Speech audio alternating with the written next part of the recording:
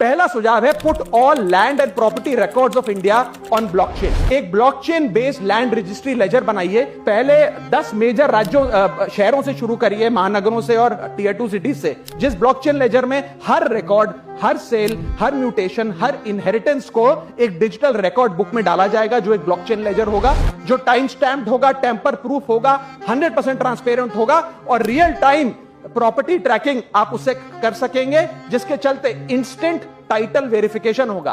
आज सर हमारा जो रियल एस्टेट का लैंड एंड प्रॉपर्टी रिकॉर्ड का जो बाजार है उसमें अटर कियोस है। कियोस इसलिए है कि लोगों को रजिस्ट्रार के दफ्तर के बाद धक्के लग रहे हैं, दलालों ने उन अफसरों पे पूरी तरीके से कब्जा किया हुआ है, प्रॉपर्टी टैक्स में चोरी होती है, सर्कल रेट को एक्सप्लॉइट करके कैश में प्रॉपर्टियां खरीदी जाती हैं, फर्जी कागज, कब्जे, टाइटल डिस्प्यूट, न जाने क्या क्या चल रहा है, जिसके चलते आज 66% of India's civil disputes are land disputes. 45% of properties lack clear title in India. India ranks 133 out of 190 in property registration efficiency. 48% of our properties are under dispute and the average time taken by civil courts to resolve these disputes is 7 years.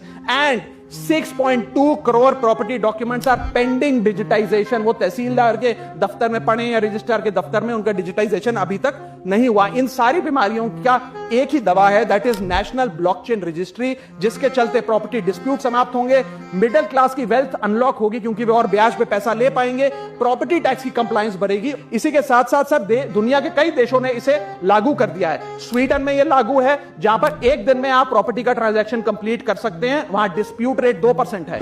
Georgia में है, जहां 3 दिन में property का transaction खत्म हो जाता है, डिस्प्यूट रेट 1% है। और यूएई में है, जहां 10 मिनट में आप अपनी प्रॉपर्टी खरीद बेच सकते हैं, वहां डिस्प्यूट रेट 1% से भी नीचे। और वहां हिंदुस्तान में प्रॉपर्टी बेचनी हो तो 2 से 6 महीने लगते हैं और 48% डिस्प्यूट रेट है।